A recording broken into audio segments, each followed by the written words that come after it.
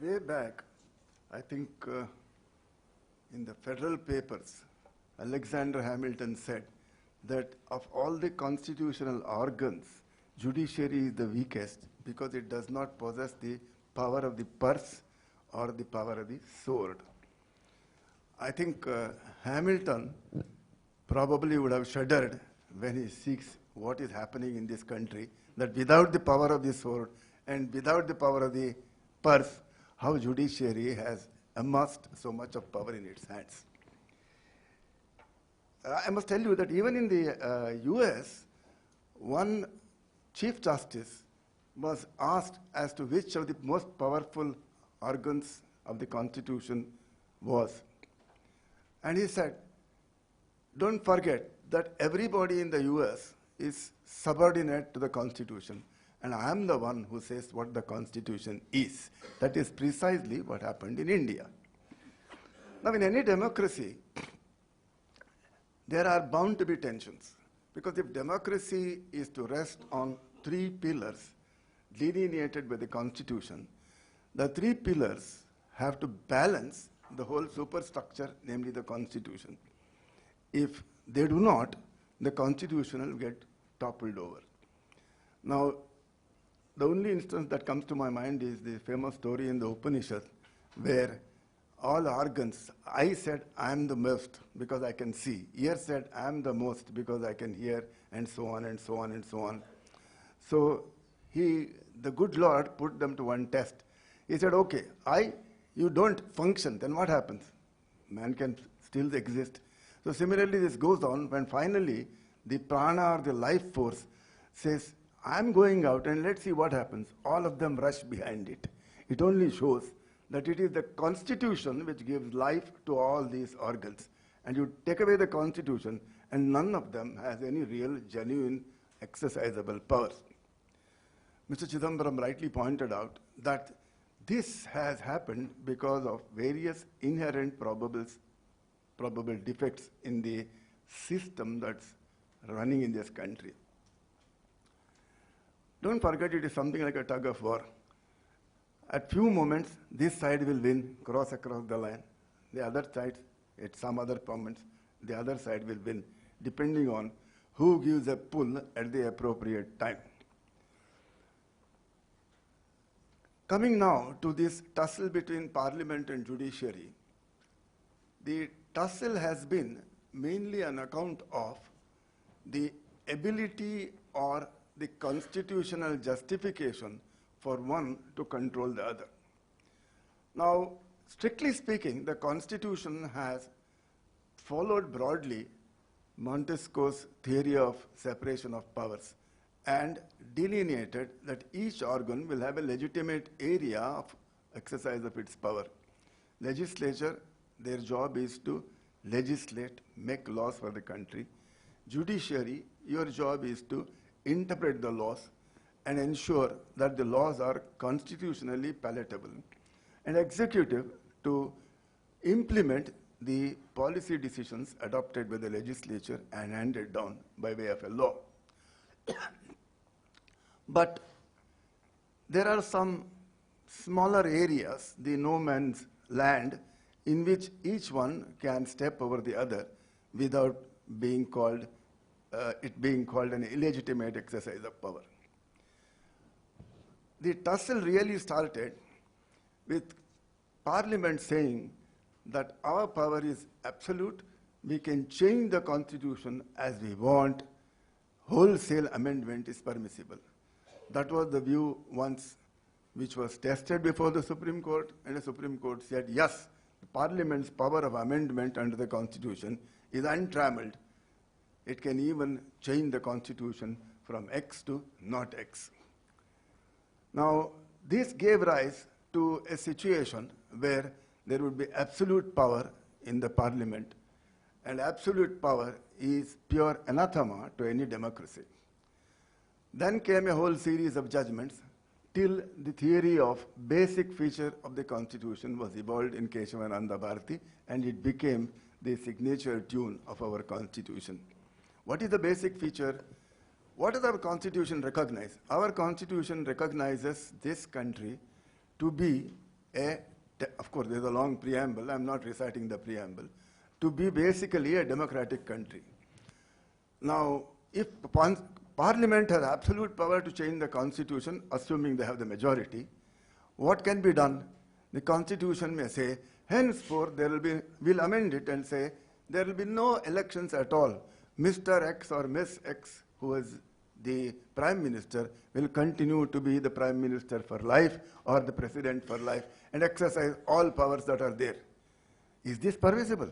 Does it mean that the constitution can be subverted like this to take away the basic feature? That was the theory of basic feature, that you cannot turn a democracy into some kind of a Hitler's regime we saw in the Wehrmacht in Germany in 1930s.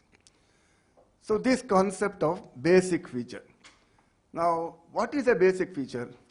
So this is one basic feature. The other basic feature is that there shall always be the power of judicial review as against any act of exercise of constitutional powers by Parliament or by the executive.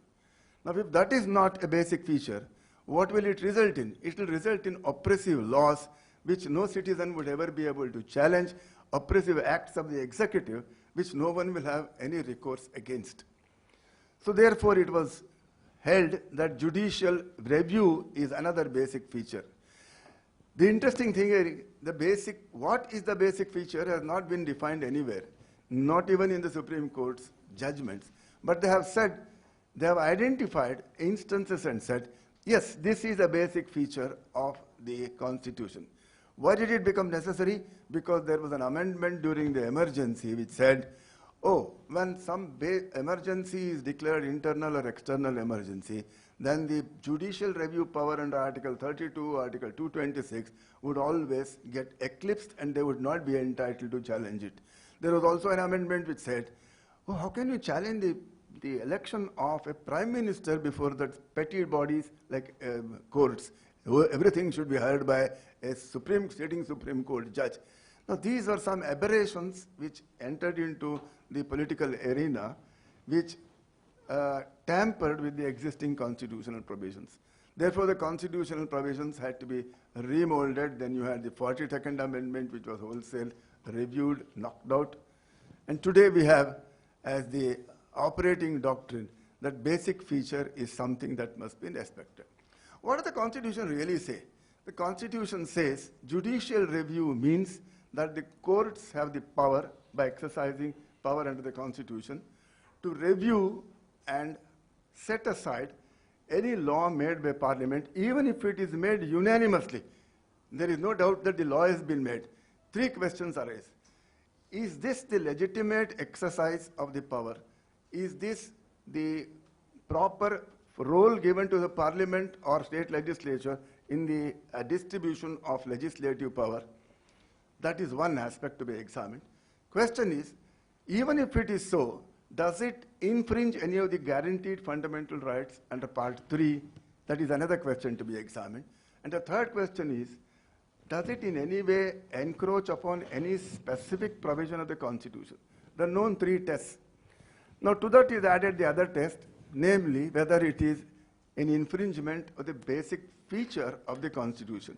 These are the four tests on which all judicial review operates as against exercise of legislative power or even executive power for that matter. There are, of course, areas where nothing is there. For example, Mr. Mehta rightly said, what are the powers and privileges of parliamentarians? The Constitution doesn't say anything about it, except that they will continue to exercise the same powers as were exercised by the British Parliament. Now, what exactly is that? British Parliament is known to have exercised powers by putting people into the Star Chamber way back in the good old days. Does it do it today? It does not. Hence, a question arose before the Supreme Court as to what would be the power of the famous case is that of, I think, Rampal or somebody from the UP, where the question was, somebody criticized an MP. So he was issued a notice to appear before the bar of the state legislature, and an attempt was made to pass a resolution to send him to the jail. So immediately rushed to the High Court and took out a writ of mandamus, sorry, a writ of quo warranto, saying that how can you do this? You cannot do this. Article 226 was invoked. So this legislature got so annoyed that it passed a resolution against and said not only this chap, but also his lawyer should be done. Not only the lawyer, the two judges who gave an order in his favor should always be condemned and sent to jail. So the matter came to the Supreme Court, and the speaker was issued a notice.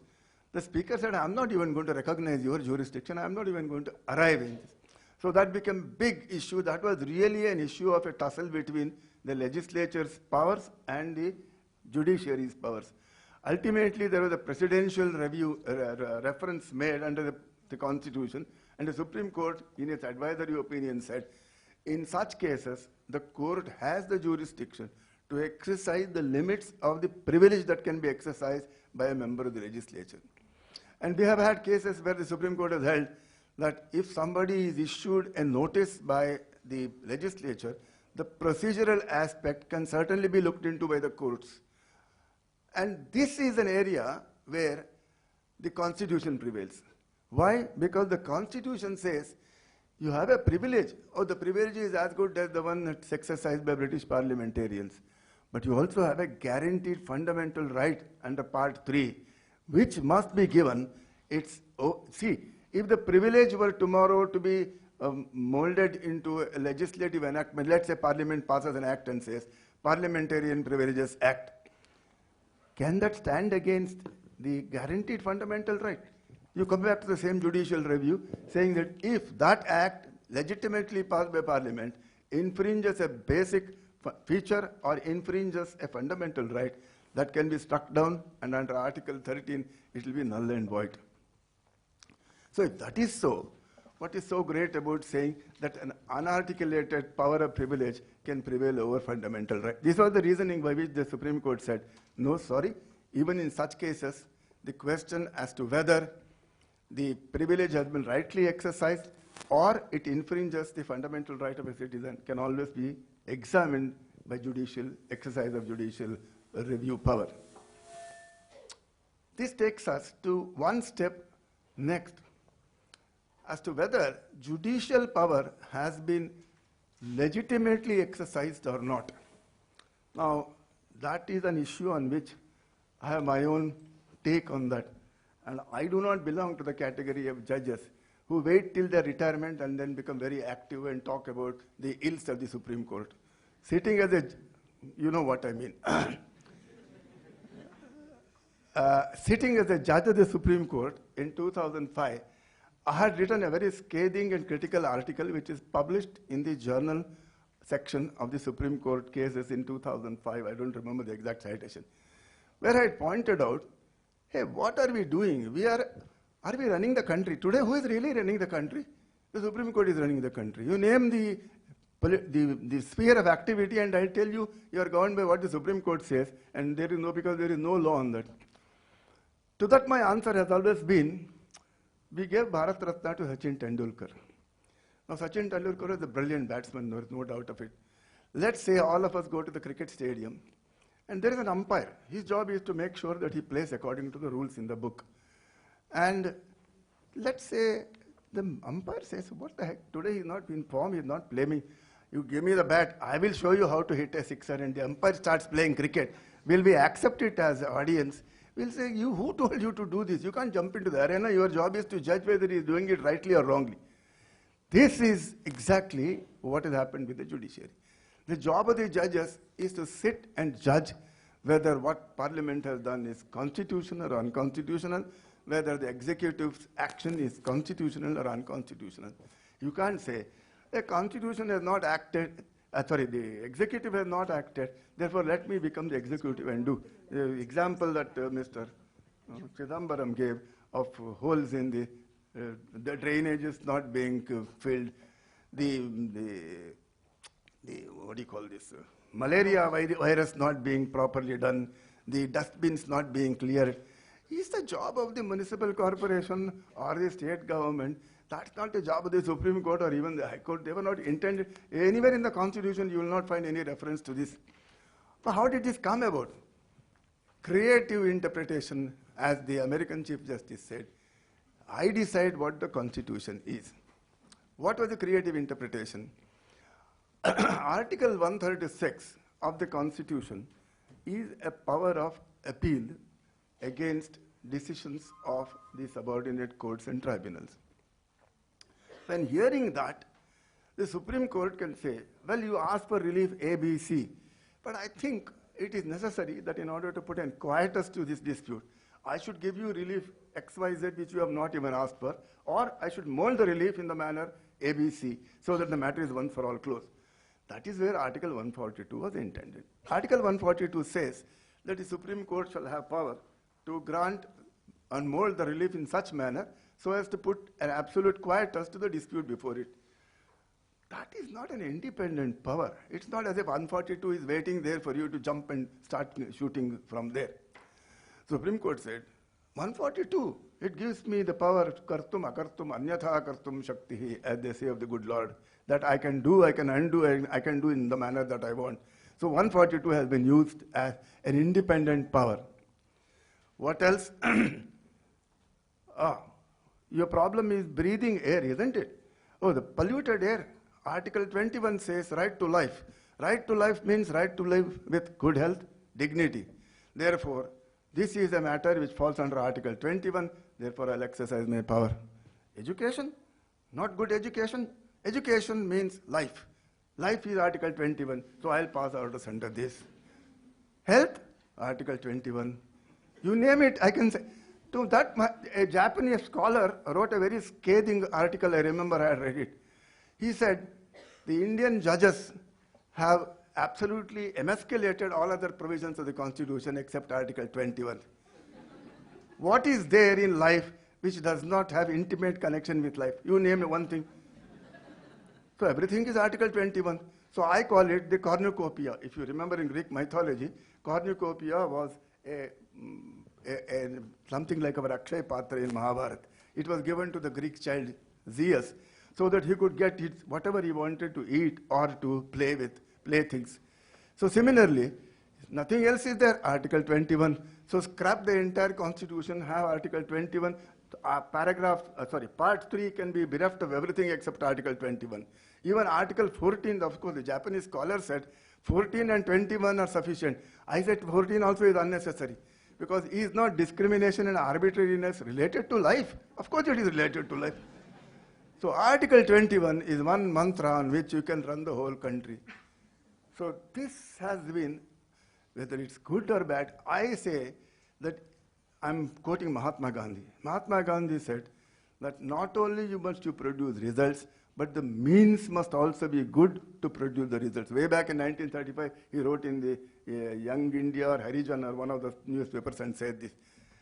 So just because it gives you temporary relief, it does not mean that this is the right thing to do. This was my view, personal view, not the Supreme Court's view. I'm not advocating the Supreme Court's view.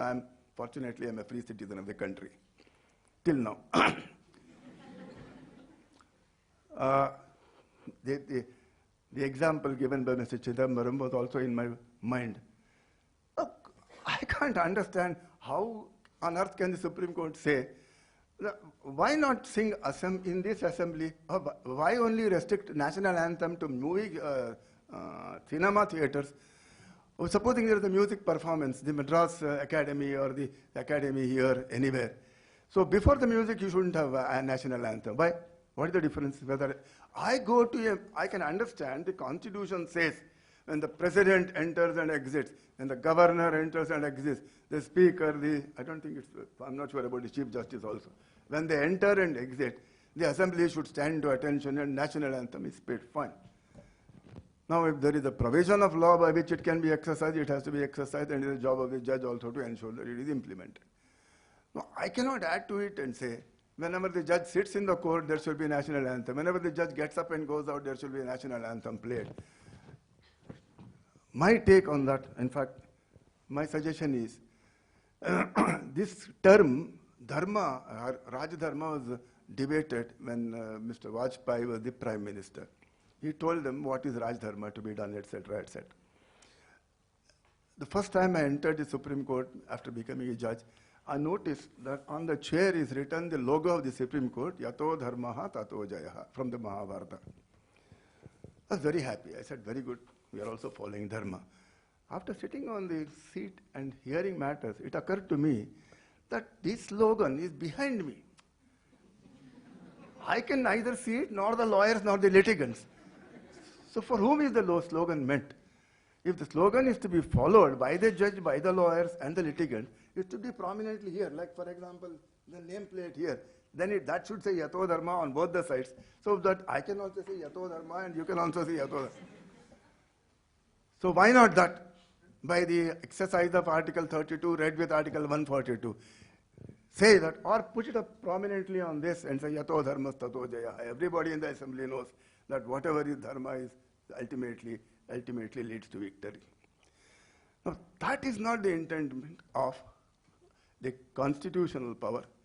The constitutional power, in fact, as Lord Acton said, absolute power leads to absolute injustice. Absolute power corrupts absolutely, said Lord Acton. And that corruption leads to injustice. I was talking of temporary relief. Yes, the executive in this country has been somewhat lax in its exercise of its powers. Citizens are affected, granted. So if the judges are going to supplant the executive every time, if I were the executive, I would read one important question, and it is very important for you to ponder on. What is happening in the judiciary? The judiciary, I must say this, I have interacted with judges in this country, from this most subordinate court to the apex court. I know plenty of them. I've interacted with judges of various levels in various jurisdictions in the world. I can say proudly that our judges are second to none in the world. They are very good, there is no doubt about that. What is it that ails the judiciary today? This Mr. Manoj Mehta keeps on writing about this, the pendency in the courts, that you and I, everybody knows. So the executive can say, hey, you chaps, last so many years, 70 and odd years, you have not been able to clean your house at all. So you can't do your job properly, we'll take it up, come on, we'll run the courts. Can the executive legitimately say that? And if the executive legitimately said that, what would be the reaction of the judiciary? The reaction of the judiciary was seen at two places. One is when the tax to have judicial independence without there being dominant voice of the judiciary in it. Now these are examples to show that the balance need to be maintained. And I fully agree with the thesis of Mr. Chidambaram that power is lost when you don't exercise it. Parliament became weak, and that is how the Parliament's power has ultimately come to nothing for two reasons. There is the only debate that we see on serious issues in this country. Where do you see it? 9 o'clock on the TV in loud voice. That is the debate in this country, not in Parliament, not in state legislature. Parliamentarians, if they did their homework properly with the help of PRS and institutions like that, if they when I was a young boy, my father used to tell me to read the parliamentary debates in the Hindu. I would read it and I used to be very impressed with it. Professor Ranga said it, Minu Masani said it, Rajgopalachari said this, etc.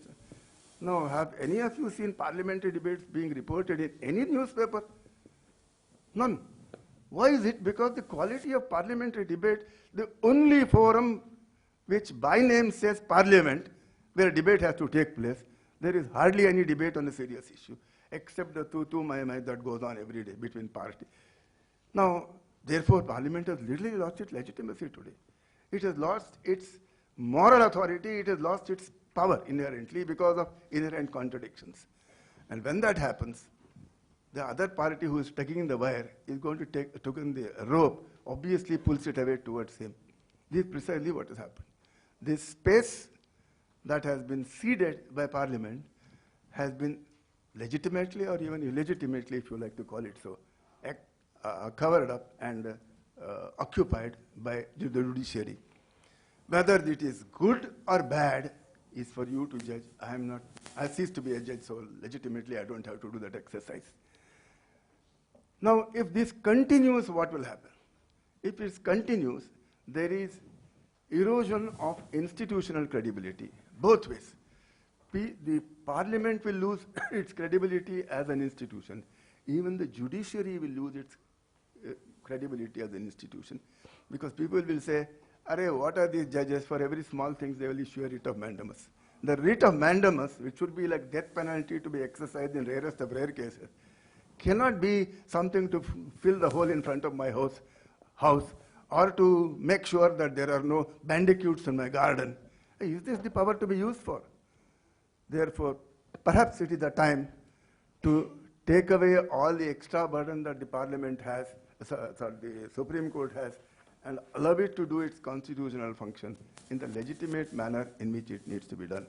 In fact, it is very difficult to set up a constitutional court in the Supreme Court today because they are burdened. Now, on the question of who should select the judges and all that, I think I'll not enter into that area, but except narrating my own experience, I'll assume that I was one of the useless judges selected by a wrong process.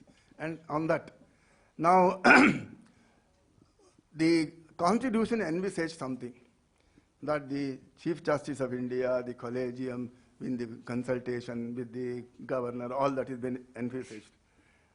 There is one role to be played by the executive. The role is this: judges sitting in court can look at the lawyers that appear and understand their competence. They also get to know their integrity, but they don't know their personal predilections. Therefore, there is always what is known as the IB, what is it called? Information, is it called Intelligence Bureau? Sorry, Intelligence Bureau's report. So every time a lawyer is to be made a judge, then IB report is called for. Way back in the year 1990, when the powers that be were thinking, the Chief Justice of Bombay High Court was thinking of suggesting my name, there was an IB inquiry instituted against me. So one Saturday afternoon, I was sitting reading something. So the doorbell rings. I open the door. There is a gentleman in Mufti, and this all conversation is in Marathi language, which since all of you do not understand Marathi, I'm going to put it in English. So he says, he looks at his record in his hand and says, "Do you know this gentleman by name Belur Narayan Swamy Shri Krishna?" I said, "Yes, sir, I know him." I said, "How long have you known him?" I said, "I've known him all my life, sir." Acha. He writes that, meticulously writes. And I said, "In your assessment, what kind of a person is he?" As far as I know, he's a very honest man, very intelligent man, and one person on whom I would bet my last dollar. He said, "Acha. Then, is there any complaint about him?" I said, "Not to my knowledge, sir. Nobody has ever complained." He said, "Thank you, sir," saluted me and went away. Suppose he had gone and asked this question to the pawn shop next to my house, and I had not paid the pawn shop's bill. Pawn shop would have said, "Ye bada badmash hai, sir. Mera paisa nahi deta hai." So my judgeship would have been lost. If this is the inquiry that you make in respect of persons, it's unfair. And there is another case. There was another instance of a Delhi High Court lawyer who was a teetotaler like me, but the friends used to call him Boozer. I mean, nicknames are adopted because of various reasons. So when this IB man went on, they told me he's Boozer. So IB man says he's a Boozer. So when the report came back to the judges, they just said, "What nonsense, the man doesn't touch a drop of liquor. How can he be a Boozer?" Then somebody instituted an inquiry and they found that the Boozer is a nickname given to him. Poor man would have been deprived of his legitimate judgeship. So executive has to be careful in doing this. Not that executive's actions are always up to the mark. Now, it is not for the judges to supplement that or supplant that. It is for the judges to leave Parliament to do their work, leave executive to do its work, and rap them on the knuckle on a constitutional ground if they transgress the constitutional bounds. That is the appropriate methodology devised by the Constitution. And as long as we realize this, Maybe a little elbow room jockeying is fine. That's all right. We do that all the time. There is no problem at all. This country will prosper. And as Mr. Chidambaram said, and I can say with greater force, you are the ones who are going to inherit it. I am out of it, maybe another 2 years, and it will be goodbye to the world itself. So take care, bear this in mind, push the people that make decisions into making the right decisions, and then God will help the country. Thank you.